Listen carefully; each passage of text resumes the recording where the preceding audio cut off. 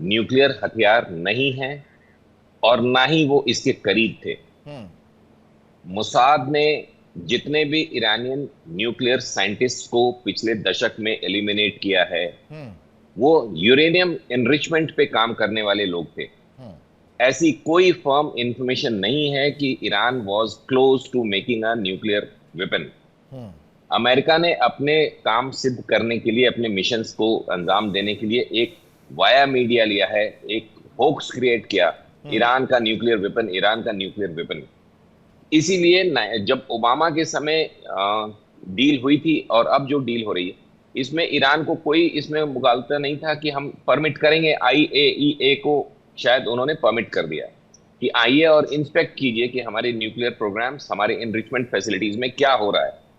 मुद्दा जो आगे जाके चांसेस हैं फिर से एक दूसरा कंफ्लिक्ट का, कि वो कितना डिग्रेड करेंगे या क्या उसको हटाने के लिए जो एनरिच्ड यूरेनियम है 1000 पाउंड्स के आसपास, जो 60% एनरिच्ड है, अभी भी वो 90 या वेपन ग्रेड नहीं है। वेपन ग्रेड पहुंचने के लिए 60 से ऊपर एनरिचमेंट करना पड़ता है। इंटेलिजेंट काम जो यूएस ने किया है वो ये है कि इस बार के जेसीपीओ के से अलग हटने के लिए उन्होंने ईरान का न्यूक्लियर प्रोग्राम को रोकने के लिए, एनरिचमेंट को रोकने के लिए, और साथ के साथ एक एडिशनल क्लॉज ये लगाया है, they can not procure.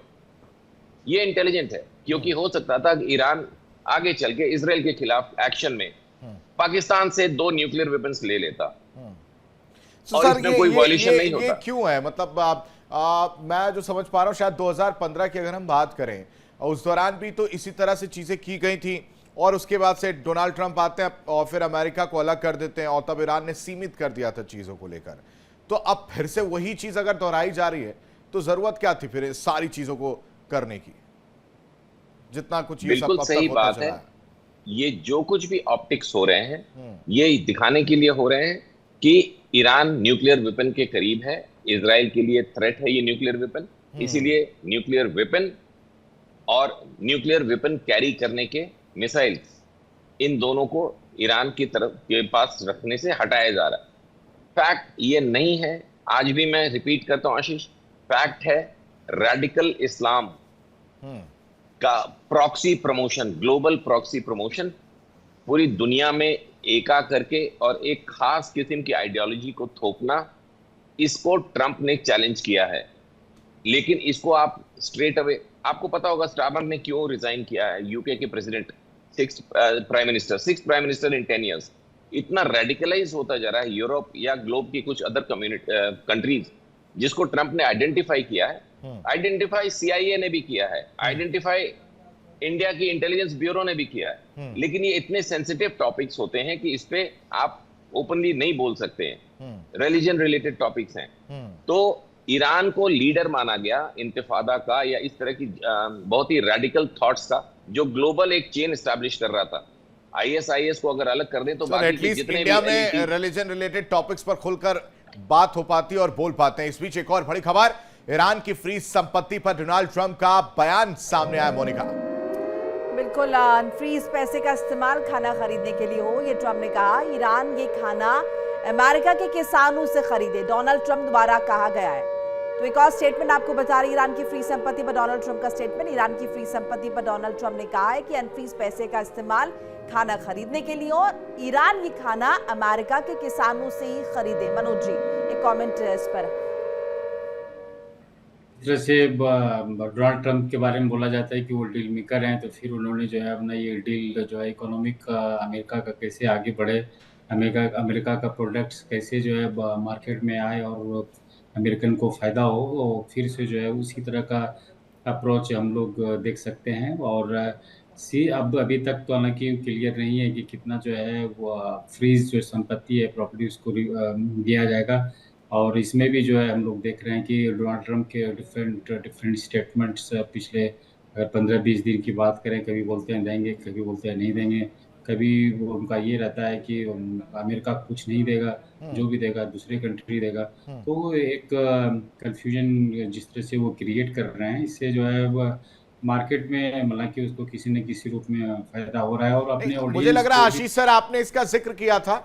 Starting में ये वही वाली बात है जिसमें आपने कहा कि जो सन इन लॉ है वही इस चीज के घुमा फिरा कर पेश कर रहे थे।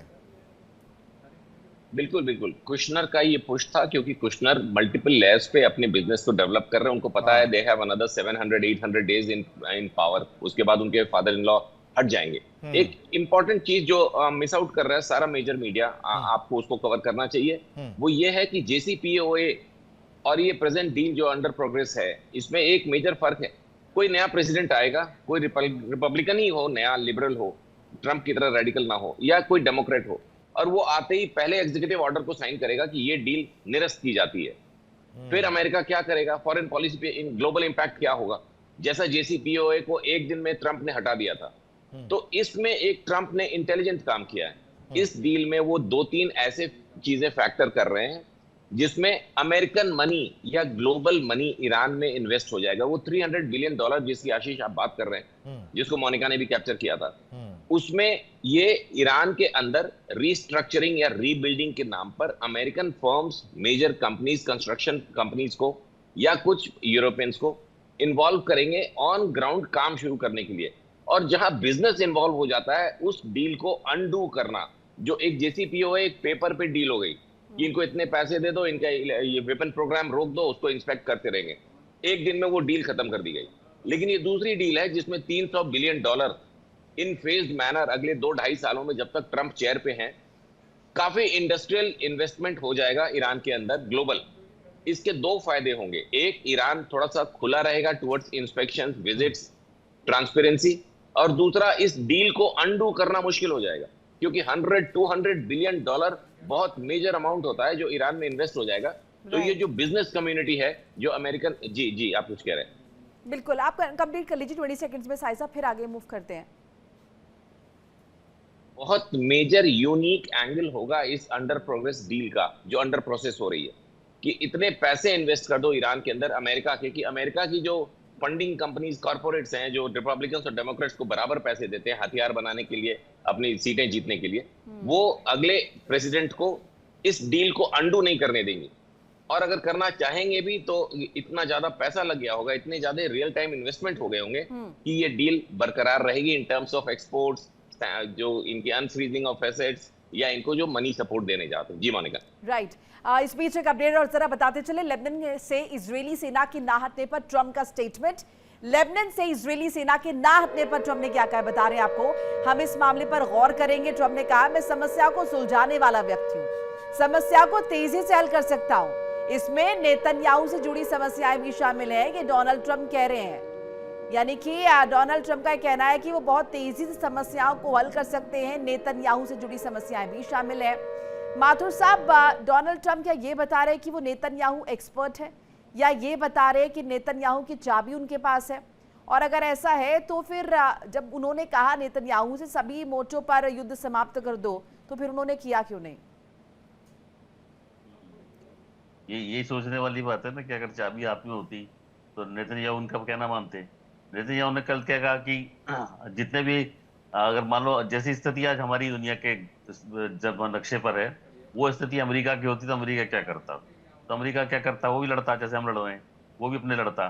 तो ये बात कहने की यही समझने वाली बात है कि तुम्हारी चाबी उसके पास है। अगर कहते ऐसा दावा करते हो आप, तो चाबी तो नहीं है वो ऐसा होता है कि आपको मैं दबा के रखूंगा, आपको मैं ऐसा कर दूंगा, मैं आपको ऐसा बोलूंगा, और पीछे से कहते हैं अभी तू लगा रहे भाई, आर्म्स टेस्ट करता रहे, और जो कर रहा है तू करता रहे, हमारा कोई रोक टोक नहीं है। और इजराइल उनकी बात को बिल्कुल नहीं मानेगा। मैं आपको बताता हूँ, अगर अमेरिका वहां के खड़ा भी हो जाए, जैसे अब तो अमेरिका वहीं पास में ही है उनके, तो अमेरिका कितना भी कोशिश करे, वो नहीं, इजराइल अगर नहीं मानेगा तो नहीं मानेगा। और ये बात सही है, क्योंकि इजराइल के अपने जो दुनिया के सब उनकी अपनी समस्या है ना, कि आसपास के देश उनको मारने पर तुले हुए हैं, तो उनसे बचना तो उनको जरूरी है। और जो प्रॉक्सीज है वर्ल्ड के अंदर, सबसे बड़ी समस्या है आज ये देख रही है कि अमेरिका जो दबाव बना रहा है कि हमारे कंपनियों से खाना खरीदो, हमारी कंपनी का दूध खरीदो, ये खरीदो, ठीक है चलो आज। लेकिन माथुर साहब, ये दो अलग अलग बातें नहीं हो गई। एक तरफ डोनाल्ड ट्रंप ने समझौता किया ईरान के साथ कि सभी मोर्चों पर युद्ध समाप्त हो जाएगा, यानी कि कहीं भी एस्केलेशन नहीं होगा। दूसरी तरफ वो इजराइल को कन्विंस नहीं कर पा रहे, कह रहे हैं मैं तमाम समस्याओं को सॉल्व कर सकता हूं और मैं बात भी कर रहा हूं, और ये भी कहा है कि सुलझाने वाला व्यक्ति हूं, नेतन्याहू से जुड़ी समस्याएं भी शामिल है।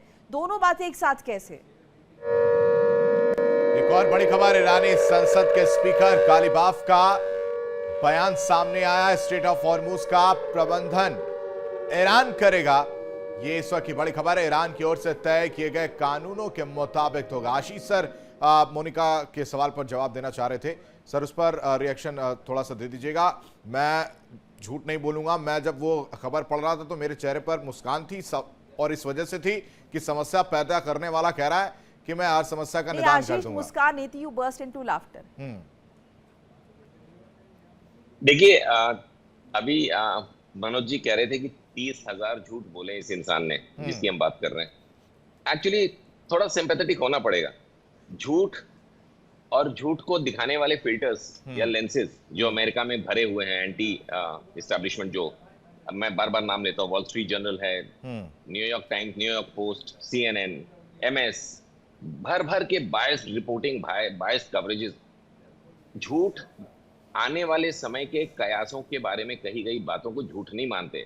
अगर हम कहते हैं कल युद्ध खत्म होने के चांसेस हैं और युद्ध नहीं खत्म हुआ, हम कहते हैं next weekend we will wind up, या हम कहते हैं अगली बार हम ईरान को तहस नहस कर देंगे, सिविलाइजेशन को खत्म कर देंगे, ये झूठ नहीं होते हैं, ये डायनामिक्स होते हैं। हम आज की सिचुएशन में कुछ प्रेडिक्ट कर रहे हैं, वो कल नहीं हो पा रहा है। सिमिलरली बीते गए समय की एनालिसिस, ओपिनियंस एंड स्टडीज को अपने हिसाब से प्रोजेक्ट करना कि पूरी यूएस ने नेवी खत्म कर दी ईरान की, ओ नहीं जी अभी तो उनके 5 बचे हैं, हमने उनकी मिसाइल्स को सब खत्म कर दिया, अरे नहीं अभी तो 60% बचे हैं। ये झूठ होता है कि हमने ईरान के अंदर सेना भेजी, एक्चुअली हमने नहीं भेजी। तो जो टेंजिबल होते हैं उसको लेके झूठ। ठीक है सर, नंबर ऑफ, मैं कह रहा हूं नंबर ऑफ लाइस कम कर देते हैं, 30,000 की जगह 10,000 कर देते हैं। झूठ तो बोला है, कुछ तो चीजें झूठ बोली है। स्टैंस बिल्कुल स्टैंस वो स्ट्रेटेजी का हिस्सा हो सकते हैं, डिसइंफॉर्मेशन प्रोटोकॉल का हिस्सा हो सकते हैं कि हम ऐसा बोलेंगे तो मार्केट्स रिकवर करेंगे, हम ऐसा बोलेंगे तो ऑयल प्राइसेस डाउन जाएंगे, हम ऐसा बोलेंगे तो चाइना वहां पे आर्म्स नहीं भेजेगा। तो दे कैन बी, गीता में पढ़ा होगा ना अपने कर्ण के समय में, या अश्वत्थामा मारा गया, झूठ किसी पर्पस, गुड पर्पस, सत्यमेव जयते, सत्यम शिवम सुंदरम। आशीष ये बड़ी डीप बातें हैं कभी। और तो ये अभी उन्होंने मोनिका एक स्टैंस चेंज किया है। 3 दिन पहले जब इजराइल ने हमला किया था, आखिरी हमला, उसके बाद से एक भी शॉट नहीं फायर हुआ है लकीली। उस वक्त उन्होंने कहा था इजराइल मस्ट स्टॉप, एक बंदे को मारने के लिए बिल्डिंग मत मारो बेरूत में या सदर्न लेबनान में, to kill 1 chap from Hezbollah. और उसके तुरंत एक दिन के बाद उन्होंने स्टैंस चेंज किया, उन्होंने बोला ईरान मस्ट स्टॉप हिजबुल्लाह, क्योंकि हिजबुल्लाह भी उनको खबर मिली कि वो ज्यादा परेशान कर रहे हैं, इजराइल के IDF के रेगुलर कर्नल को मारा है, टैंक को उड़ाया है, तो इजराइल कैसे चुप बैठेगा। तो उन्होंने स्टांस चेंज किया। तो ये एक हिस्सा होता है मैनेजमेंट का कि हॉट एंड कोल्ड बोलते हैं ना, कि आज इशार या कल उसका। ऑब्जेक्टिविटी में अक्सर आपका कोई दोस्त नहीं होता, क्योंकि मैं कभी ईरान की सपोर्ट में, कभी अमेरिका के सपोर्ट में, डिपेंडिंग अपॉन मेरे एनालिसिस के हिसाब से, मेरे ओपिनियन में, who is taking the right step. जी, तो ये बात जी। एक और स्टेटमेंट डोनाल्ड ट्रंप का जरा बताते चलते हैं। हॉर्मुज़ के मामले में हम अच्छा कर रहे हैं, बहुत अच्छा कर रहे हैं। ट्रंप ने कहा हमें सबसे ज्यादा तेल मिला। ये डोनाल्ड ट्रंप द्वारा कहा गया है कि हॉर्मुज़ के मामले में हम अच्छा कर रहे हैं, हमें सबसे ज्यादा तेल मिला है। मनोज जी, इस तरह का स्टेटमेंट जो है फिर से वो एक कैसे उसको मिला, उनको एक्सप्लेन भी करना चाहिए। और मुझे ऐसा लग रहा है कि वो अपना फ़ायदा तो देख ही रहे हैं। स्टेट ऑफ हॉर्मुज़ से अमेरिका को फ़ायदा कितना हुआ वो आने वाले समय में पता चलेगा। और मुझे ऐसा लग रहा है कि बहुत से कंट्री का उन्होंने तो इकोनॉमिक वे में बहुत ही कमज़ोर कर दिया। और ये भी कहा जा रहा है कि लेबर पार्टी जो ब्रिटेन के जो प्रधानमंत्री वो रिजाइन दिए हैं, वो ये भी कहा जाता है कि इकोनॉमी मतलब बहुत डाउनग्रेड हो गया था, बेरोज़गारी भी वहाँ पे बढ़ गया था। इसको लेकर के भी जो है वो स्टेटमेंट आ रहा है, ट्रंप का ये भी स्टेटमेंट आ रहा है। नाटो को लेकर के ब्रिटेन का जो रुख था वो अमेरिका को पसंद नहीं था, और इसको लेकर के भी वहाँ पे अमेरिका ये भी बोल रहा है, ट्रंप ये बोल रहा है कि इसके कारण जो इस्तीफा दिया। तो तरह तरह का वो स्टेटमेंट आ रहा है, इस रीजनेशन को लेकर के भी आने वाले समय में आएगा। और भले अमेरिका कुछ बोले कि फ़ायदा हुआ, लेकिन अल्टीमेटली साउथ एशिया की अगर हम बात करें, एशिया की रीजन की अगर बात करें, या जो भी उस एरिया से तेल लेते थे, उनका तो स्थिति बहुत ही ख़राब है। और आने वाले समय में ये भी हो सकता है कि बहुत से ऐसे कंट्रीज़ के शासनाध्यक्ष को भी रिजाइन देना पड़ेगा, जिस तरह से ब्रिटेन के प्रधानमंत्री ने दिया है। क्योंकि इकोनॉमी अगर खराब होगा, लोगों में एक आक्रोश होगा, मनोज महंगाई जी, डोनाल्ड बढ़ेगा। ट्रम्प अपने बारे में कह रहे हैं, उन्होंने कहा कि होर्मुज की वजह से उन्हें बहुत फायदा हुआ है। उन्होंने कहा कि उन्हें सबसे ज्यादा तेल मिला, या फिर कहे कि वो ज्यादा बिजनेस कर पाए हैं। तो ये भी लग रहा है कि एक ऐसा स्टेटमेंट है जो अपने आप को मॉरली बूस्ट करने की बात है। ऐसा नहीं लग रहा है कि कुछ ज़्यादा फायदा हुआ होगा अमेरिका को, क्योंकि ऑलरेडी जिस तरह से रिलेशनशिप हम लोग देख रहे हैं कि अमेरिका का भी और मिडिल ईस्ट का भी कंट्रीज़ का, जब तेल कहीं जाएगा ही नहीं, जिस तरह से स्टेट ऑफ हॉर्मुज को बंद करके रखा गया था, जी तो अमेरिका को कैसे फायदा हो गया। तो फिर से वही स्टेटमेंट वाली ठीक है बात आ सर। जाती है कि अपने आप को किस तरह से माथुर सर, इसको इस तरह से ले लें जो आशीष सर ने इशारों में गजब का डिफेंड किया, स्टांस का कहानी बताकर, और कहा कि नहीं ठीक है, वो उनकी एक रणनीति है और इस वजह से उन्होंने ऐसा कहा। इसको भी ऐसी ले लें? बिल्कुल ठीक है, बिल्कुल ऐसा है कि वो तो जो कहते हैं हम लोग समझते हैं झूठ है, झूठ नहीं होता, वो अवसर पे जो बोला की बात है वो होती है। वो झूठ तो ऐसा है कि हम लोग उसको इंटरप्रेट कर देते हैं, इसने इतना झूठ बोला, इतना झूठ बोला, वो उसने अवसर के हिसाब से बोला। अब जैसे ये वो जो अभी आ रहा है कि दुनिया के अंदर सबसे ज्यादा तेल का मार्केट पे उसका कब्जा होगा, राइट। अमेरिका का सारी दुनिया के जो क्रूड ऑयल मार्केट है उस पर कब्जा हो गया। अभी तक 6% मार्केट वर्ल्ड का उनके हाथ में था, अब बढ़कर 10% हो गया, और थोड़े दिन के अंदर दुनिया का सारा तेल बाजार पे उन्हीं के कब्जा रहेगा। वो अलग बात है कल टेक्नोलॉजी बदल गई, तेल मार्केट ही खत्म हो जाएगा। पर सर समय बहुत कम है, आशीष सर का मैं रिएक्शन चाह रहा हूं। आशीष सर देखिए, जो क्रूड ऑयल को लेकर जानकारी उन्होंने दी, तो वो झूठ भी झूठ क्या है जिसमें सिर्फ अपना ही फायदा हो, मतलब अपना ही स्वार्थ हो। वो झूठ अच्छा है जिसमें पूरे विश्व का फायदा हो, नहीं लगता आपको? Ashish, Trump does not work on वसुधैव कुटुंबकम। वो बेवकूफी सिर्फ हमने ही करी है 50-60 साल। He works on America first and he declares, and rightly so. Modi साहब भी कहते हैं हमको, जैसे उनके जयशंकर बोलते हैं कि इंडिया फर्स्ट। हमें क्यों ध्यान देना है कि दूसरे कंट्रीज क्या कर रहे हैं जो कि नोइंगली हमारे खिलाफ काम कर रहे हैं, चाहे वो बांग्लादेश हो या पाकिस्तान हो। तो I granted, I support him for this कि अमेरिका फर्स्ट।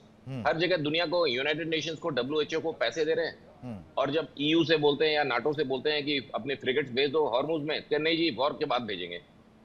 सर ये भारतीय सर एक है, ये भारतीय सैनिक बोल रहा है या फिर एक आम इंसान? दोनों, a soldier and a gentleman.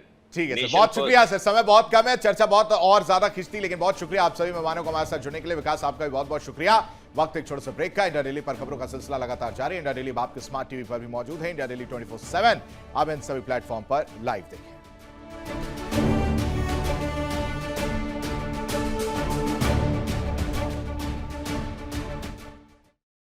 देखिए इंडिया डेली 24/7 अब आपके स्मार्ट टीवी पर। इंडिया डेली मौजूद है सभी डिजिटल प्लेटफॉर्म पर लाइव और लगातार। इंडिया डेली 24/7 हर दिन राष्ट्र को समर्पित।